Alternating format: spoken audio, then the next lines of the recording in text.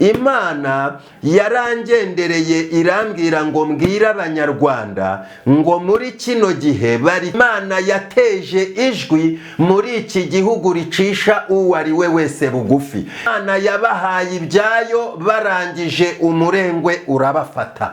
Agakiza ntikabaho hatariho Imana. Muri kino gihe Imana yarambwiye ngo abantu bafashwe n'ubwibone bari kwirata ibyo guhanura, bari kwirata ibyo kuvuga mu ndimi, bari kwirata iby'ubukristo, bari kwirata iby'ubupastori, bari kwirata iby'ubushumba, bamanuriraho ijwi ribacisha bugufi. Iki gihugu Imana yakimanuriyemo ijwi rigicisha bugufi. Kwibona no kwirata byaturenze. Umuvugabutumwa arahagarara ku gatuti aho Imana nayo yaje gushaka icyubahiro cyayo mu gihugu cy'u Rwanda. Imana ije gushaka icyubahiro cyayo mu bapastori. Ijwi ryoherejwe n'Imana riri hano mu gihugu cy'u Rwanda kubera yuko ngo agasuzuguro k'abantu kayigeze mu ijosi. Ababwira Yesu w'umutindi, Imana irashaka ko abantu bavuga Yesu bohora.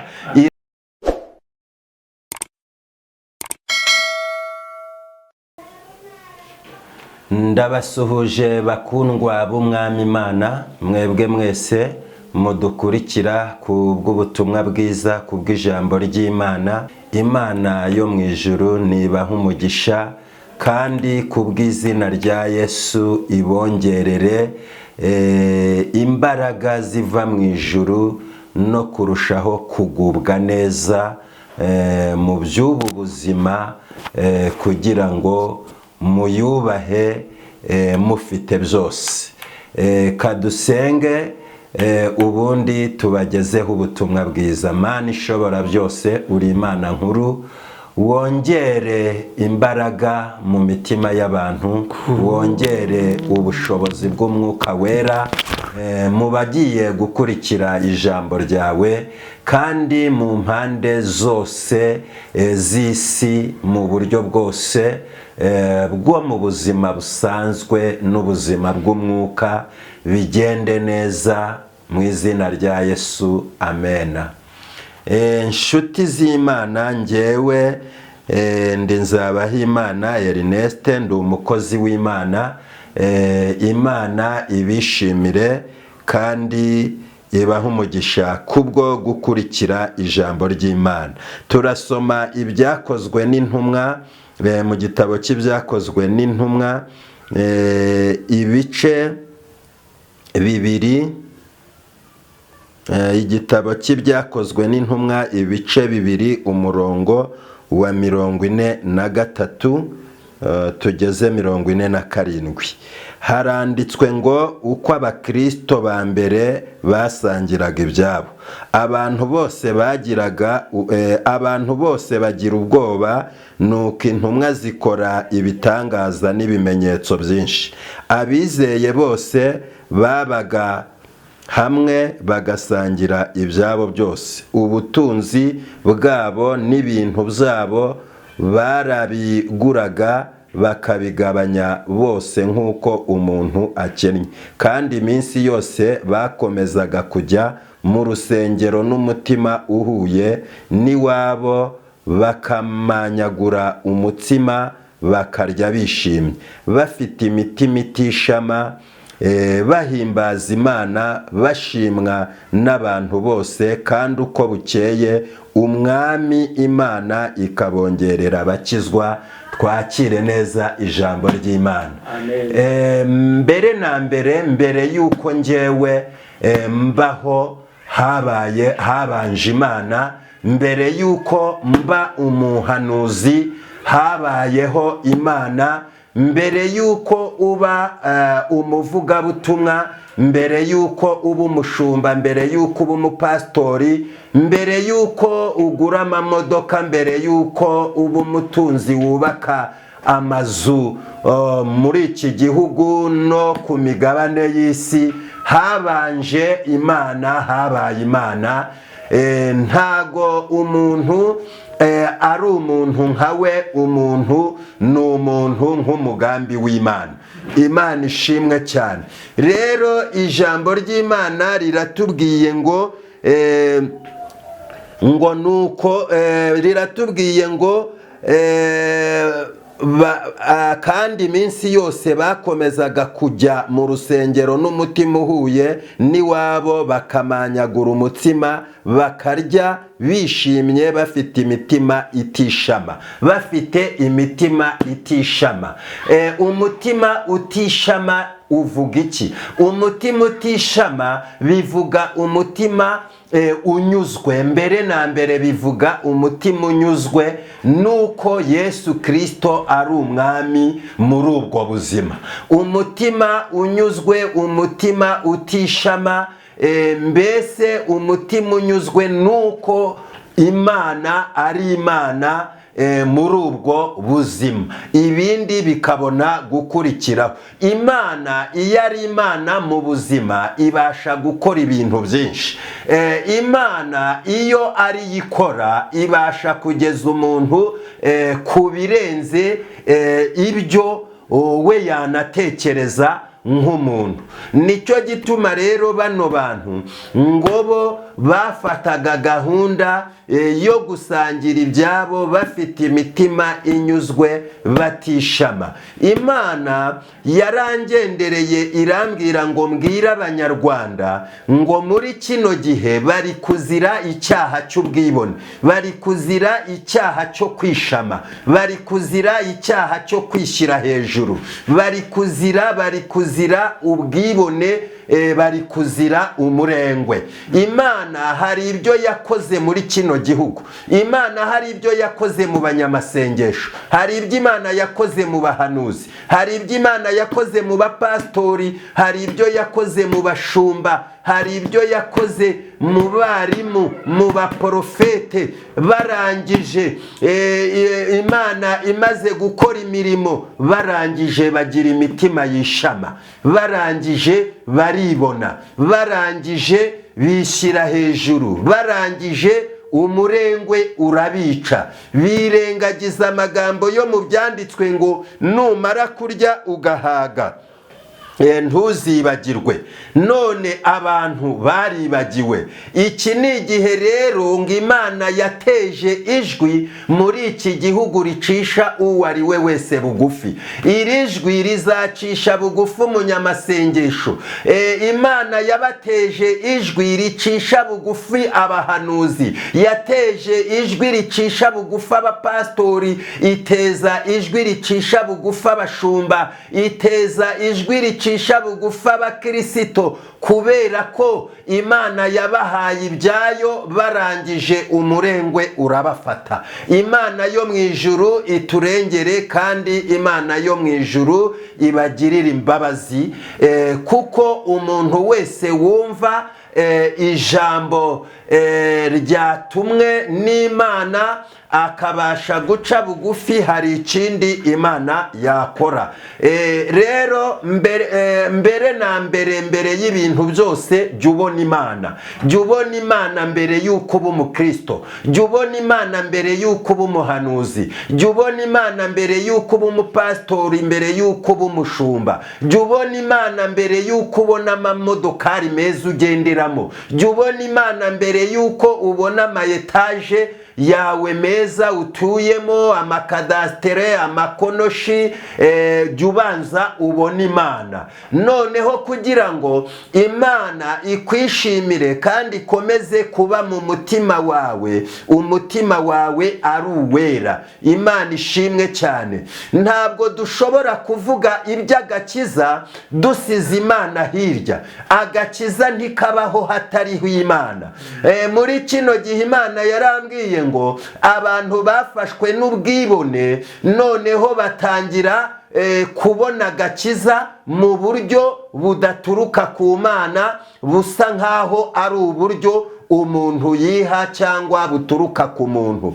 Agakiza gaturuka ku Mana. Nta gakiza wagira atari Imana ikaguhaye.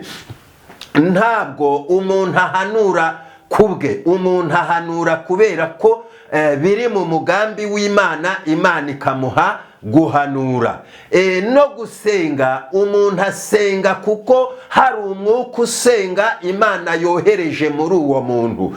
Burya umuntu nubona umuntu ari gusenga siwe, umuntu ari gusenga kuko hari umwuka usenga wavuye ku Mana umanukira muri we. Imana ishimwe cyane, Imana ishimwe cyane. Hari abantu bafite ubwibone ko bo ngo ari abanyamasengesho.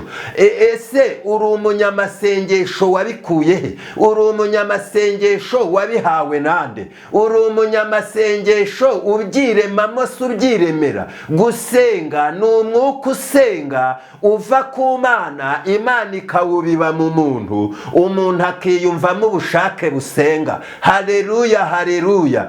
Gukiranuka ni umwuka ukiranuka Imana ibiba mu muntu kubw'uwo muntu wambaza ngo Imana imuha agakiza. Kubw'umuntu wambaza ngo Imana imuha agakiza, Imana imanura umwuka ukiranuka ikawubiba muri uwo muntu. Ariko umuntu si we ukiranuka nkawe, bituruka ku mwuka. Umwuka rero akaza kuko umuntu arimo kwambaza ashaka Imana kugira ngo imukize, imurokore. Ibyo mwagiye mubona byose ni Imana yabikoze, ntabwo ari mwe mwabikoze. Bibiliya dusoma itumariye iki?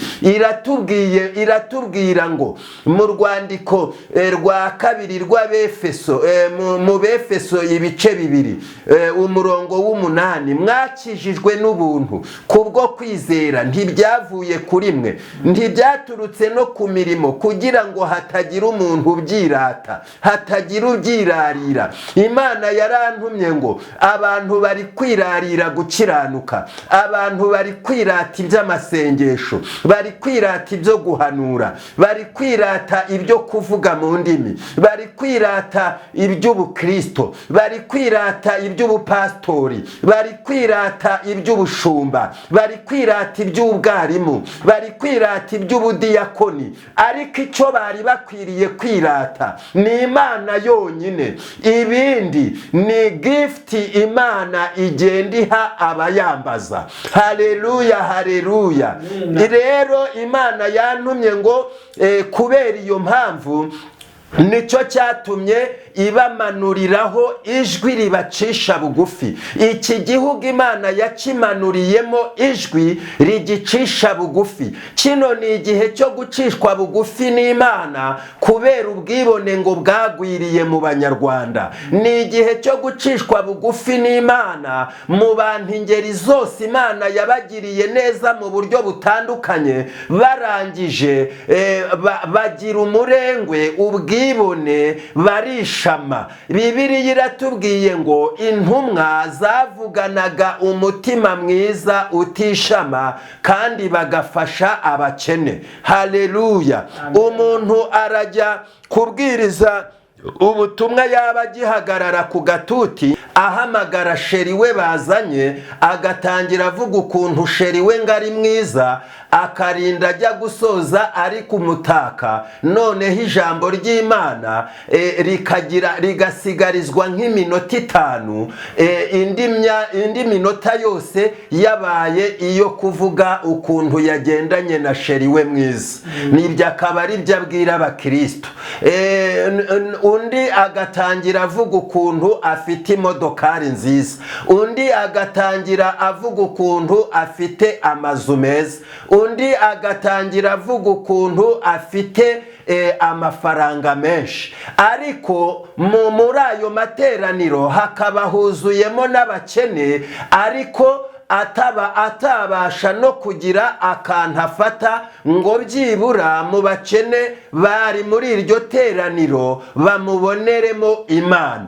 Uwo ni umurengwe, ubwo ni ubwibone, uko ni ukwirata, uko ni ukwishyira hejuru. Yesu tuvuga si amafaranga, Yesu tuvuga si amayetaje, Yesu tuvuga, Yesu yerekaniwe kuduhesha ubugingo buhoraho, ubugingo bw'iteka. Nicyo cyamuzanye mbere na mbere. Ibindi ni ibyo agenda akora nk'uko yabikorera buri muntu wese. Bibiliya iravuga ngo ni Imana igushiriza imvura ababi n'abeza, ariko igakunda abantu buzuyemo urukundo. Urukundo rw'Imana rukabahesha kuba abafashanya na bagenzi babo, kandi rukabahesha kumera nk'aba bakristo ba mbere nk'intumwa, nk'uko nta wagiraga ubwiko ku bintu bye. None abantu dufite ubwiko, kandi kwibona no kwirata byaturenze. Umuvugabutumwa arahagarara ku gatuti, aho kuvuga ijambo ry'Imana agatangira avuga ikoti yambaye aho ryaturutse, agatangira avuga congo yambaye aho yaturutse, agatangira yereka abantu congo ikoti yambaye, amafaranga yariguze. Ubu mundeba nambaye ikoti ry'ibihumbi 200, ubu mundeba nambaye congo y'ibihumbi 150 yaturutse mu Butaliyani. Ubwo iryo niryo ribaye ijambo ry'Imana. Ijambo ry'Imana bakarisigira iminota itarenze nk'itanu, ati dusenge. Noneho Satani wayobeje abantu akababura mu mitima, noneho akabinjiza mu kirere cyo kurarikira ubutunzi bw'iyi si gusumba kurarikira iby'umwuka wera, ibijambo ry'Imana. Niho aho ngaho niho intambara zituruka, aho ngaho niho urwango ruturuka.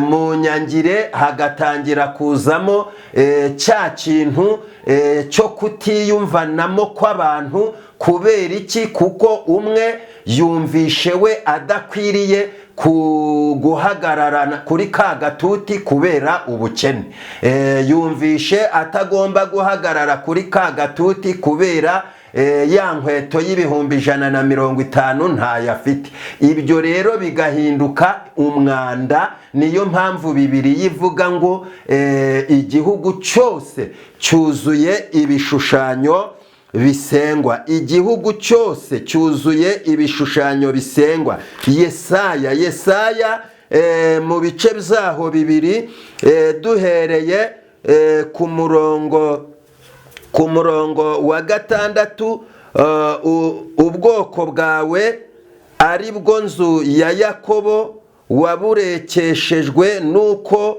buzuye imigenzo ivuye iburasirazuba, bakaraguza nk'Abafilisitiya kandi bakifatanya n'abanyamahanga.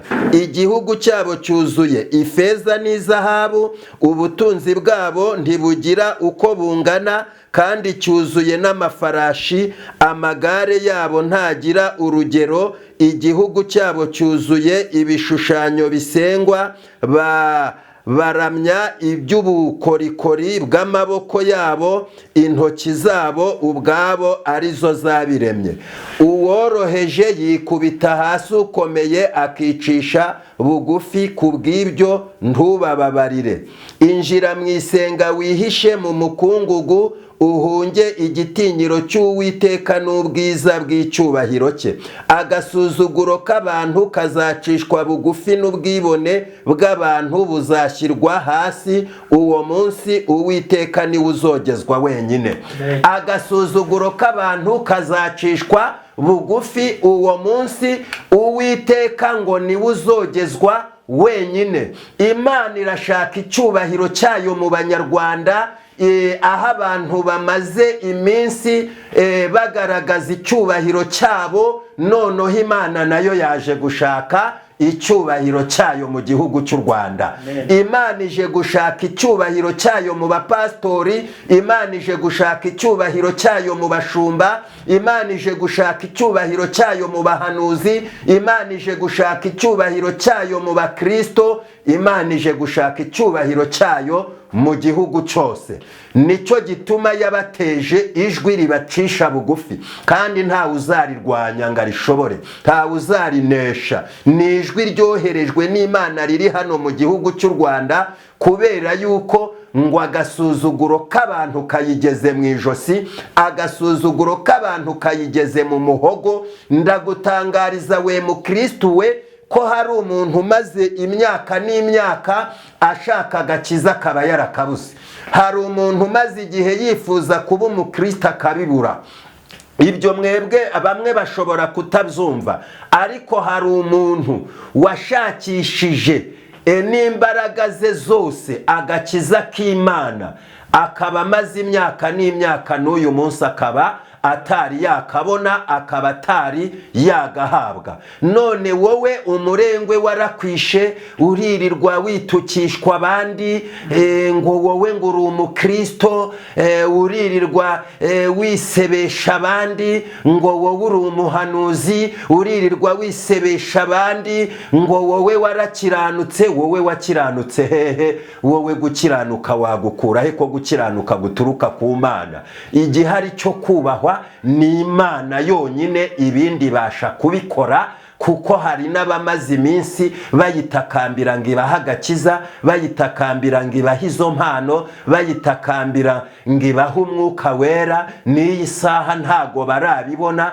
None wowe umurengwe wakwishe, aho koroha ngo uce bugufi ufashe abantu, ukomeze kubatoza kwezwa no kubatoza urukundo no kuborohera, ubababariye, ubagiriye impuhwe, ubagiriye imbabazi, utabafitiye urwango, urabahekenyera amenyo ukababwira agakiza k'abicanyi, urazinga iminkanyari yo ku mpanga ukababwira Yesu w'umutindi. Imana irashaka ko abantu bavuga Yesu bohora, irashaka ko abantu bavuga Yesu ukiza, irashaka ko bavuga Yesu Yesu Yesu Yesu uteza intambwe. Ntago watera intambwe atari Yesu uyigutejeje. Abantu bakwiriye kubaha Imana, abantu bakwiriye kubaha Kristo. Ntabwo abantu bakwiriye kurangwa n'ubwibone, ntabwo abantu bakwiriye kurangwa n'agasuzuguro no gusuzugurana. Ibyo bituruka kwa Satani, ibyo ni ibinyabingi, ibyo ni ibishitani, ibyo ni ibidayimoni. Ntabwo agakiza k'Imana kaza mu rwango, kaza mu bwibone, kwishama, kwishyira hejuru. Ubwo n'ubutindi. Ibyo bingana n'umuntu wakize wa wundi bita inkirabuheri. Rero umuntu akwiriye kubanza gukira mu mutima. Yamara gukira mu mutima, Imana ikamuha ibyo azafashisha abandi, abafitiye urugwiro, abafitiye ubwuzu, abafitiye urukundo. Imana ibababarire cyane, Imana ibeze abakora bene ibyo, Imana ibafashe abakora bene ibyo, kandi bahe kumva, kugira ngo abantu twese twungurane. Bibiliya iravuga ngo twaremewe guhimbaza Imana, twaremewe kuramya Imana, twaremewe kuyihimbaza. Imana nayo ikaduha gukiranuka, ntabwo twaremewe kwibona. Uhimbaza Imana n'ufite uwo mutima uciye bugufi, uramya Imana n'ufite uwo mutima uciye bugufi wo kuramya Imana. Abantu bazakizwa gute kandi n'abavuga ko bakijijwe imishiha yarabishe? Abantu bazakizwa gute kandi n'abavuga ko bakijijwe ari abicanyi? Abantu bazakizwa gute kandi n'abavuga ko ari abakiranutsi ari abasebanyi? Abantu bazakizwa gute kandi n'abavuga ko bakijijwe ari ingambanyi? Uzagambanishiriza uwo wita umunyabyaha, uzamubwira akizwe, kandi uri kumugambanira umucira igico ngo bamumerere nabi?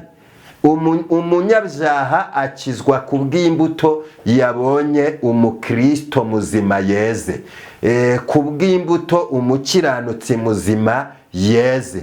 Rero mwe kwiteza gukomeza guhagararwa ku gakanu, mwambaza Imana kugira ngo Imana ibakurireho ikibahagaze ku dukanu. Ntago murabimenya, ariko Imana yaboherereje ikibahagarara ku gakanu Abanyarwanda. Kubera iki?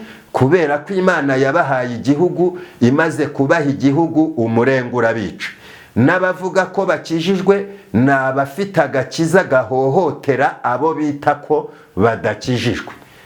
Aho kuberera imbuto no kubabwira mu neza no kubereka inzira n'umurongo bya nyabyo ngo nabo batangire kwambaza Imana, nabo ubwabo ibyo bavuga ni ibishitani biva ikuzimu, si ibituruka mu ijuru, bya bindi bigaragaza umwana w'Imana wicisha bugufi, ukunda bose, ubabarira bose, worohera bose, ugirira imbabazi bose, akabagirira ubuntu bose. Bibiliya iratubwiye ngo ngabo bakundwaga n'abantu bose.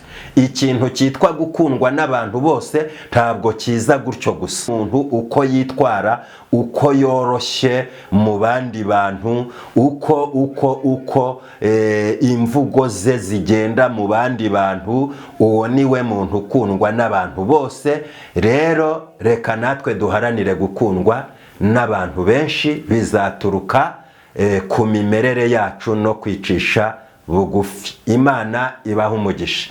Mana, mu izina rya Yesu, uri Imana ishobora byose, uri Imana nyamana, niwuzuze ubuntu bwawe imitima y'abamaze kukumva, unanize ikirere kibishye, umanura ikirere kiryoshye.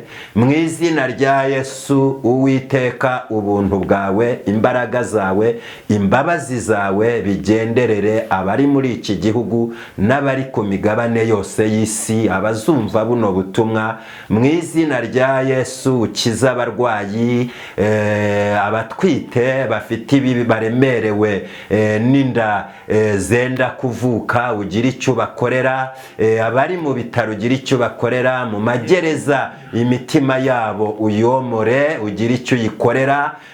Mana ishobora byose, abafite uburemere bw'ibibaremereye mu buryo butandukanye uborohereze mu izina rya Yesu, amen. Abagukeneye bakubona gute? Nimero ya telefone 0788154712,